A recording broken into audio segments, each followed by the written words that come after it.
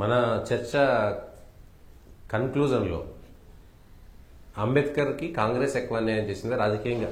అంబేద్కర్కి కాంగ్రెస్ అన్యాయం చేసిందా, బీజేపీ అన్యాయం చేసిందా? అంటే బీజేపీ ఏ రకంగా అన్యాయం చేయగలదు? బీజేపీ అన్యాయం చేసింది, చేస్తోంది, చేద్దామని అనుకుంటోంది అనడానికి కూడా ఆధారాలు ఏమున్నాయి? మీ అపప్రచారం తప్ప, దుష్ప్రచారం తప్ప. రేవంత్ రెడ్డి గారు ఏమంటారంటే, నేను ఎప్పుడో కొంతకాలం ఆర్ఎస్ఎస్ వాళ్ళతో తిరిగాను, వాళ్ళ సిలబస్ అంతా నాకు తెలుసు అంటాడు ఆయన. ఇంత అమాయకమైనటువంటి స్టేట్మెంటు, లేకపోతే ఇంత బుద్ధి తక్కువైనటువంటి స్టేట్మెంటు నేను ఏ రాజకీయ నాయకుడు నోటి వెంట వినలా. నీకు తెలిసింది నీకు తెలుసని చెప్పు, నీకు చూపెట్టాల్సిన ఆధారాలు చూపెట్టు. అంతేగాని నేను వాళ్ళతో కలిసి తిరిగాను, వాళ్ళ వ్యవహారాలను నాకు తెలుసు అంటే నువ్వు చెప్పేది ఏదో టాల్ క్లెయిమ్. దీనికి చూసి ప్రజలు ఇంప్రెస్ అవుతారని ఎప్పుడు అనుకోవద్దు. ఒకటేమిటంటే హిందూ సమాజం అంతా ఒక కుటుంబంగా, వసుధైవ కుటుంబకం అనేటువంటి ఆలోచన ఉన్నటువంటి హిందూ సమాజంలో అందరూ కూడా ఒక దగ్గరగా రావాలి, ఒక కుటుంబం. ఇంకొక మాట చెప్తాను మీకు. 1985 నాగపూర్లో ట్రైనింగ్ జరుగుతోంది, ఆర్ఎస్ఎస్ ట్రైనింగ్ క్లాసెస్ జరుగుతున్నాయి. అదే సమయంలో గుజరాత్లో రిజర్వేషన్లకు వ్యతిరేకంగా ఉద్యమం జరుగుతోంది. ఆ గుజరాత్ నుంచి వచ్చినటువంటి ఒక ట్రైనింగ్ కోసం వచ్చినటువంటి ఒక పిల్లవాడు, ఒక యువకుడు, దత్తోపంత్ టెంగడి గారు చెప్పాను కదా, వారిని ప్రశ్న అడిగాడు.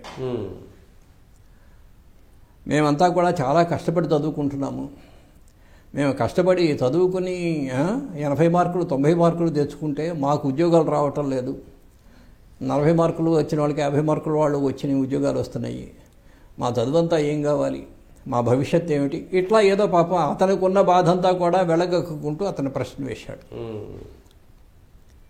మామూలుగా అయితే చాలా డిసిప్లిన్డ్గా ఉంటుంది ఆ మీటింగ్, ఎవరు మాట్లాడుకోవటం గుసగుసలాడుకోవటం ఉండదు.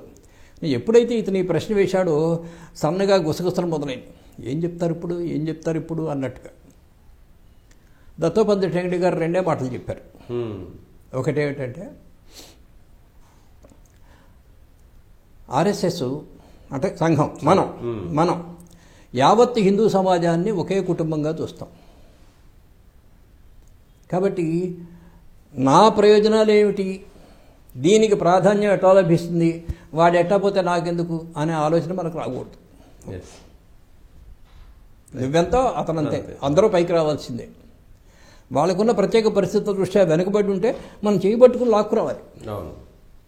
ఒకటి. రెండోది ఏమిటి, అంబేద్కర్ గారు స్వయంగా చెప్పారు. అదేమిటంటే, రిజర్వేషన్లు అనేవి ఊతకర్రలు లాంటివి.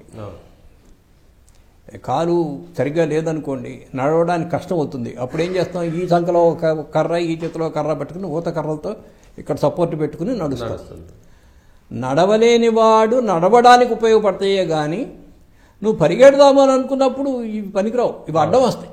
కాబట్టి నువ్వు పరిగెత్తే సమయంలో వీటిని పారేసి పరిగెత్తాల్సిందే. సో కాబట్టి రిజర్వేషన్లు అనేవి ఒక తాత్కాలికమైన పరిష్కారమే. ఇది అంబేద్కర్ గారు చెప్పినటువంటి మాట. ఈ తాత్కాలికమైన పరిష్కారం ఈ దశను దాటి మనం పరిగెత్తేటువంటి దశకి వచ్చామనేది ఎవరు చెప్పాలి, ఎప్పుడు చెప్పాలి? వారు చెప్తారు. వారు చెప్పేదాకా మనం ఓపిక పట్టాలి. సో మొత్తం సమస్య గురించి పాజిటివ్గా ఆలోచించడమే తప్ప ఇంకొకళ్ళని ఎవరినో అణిచేసి మనం పైకి రావాలి అనేటువంటి ఆలోచన కానీ, వాళ్ళని ఏదో ఒకళ్ళ మీద ఒకళ్ళని ఎక్కించి రాజకీయమైనటువంటి పద్ధతిలో ఆలోచించడం అనేది సంఘంలో ఎప్పుడూ లేదు.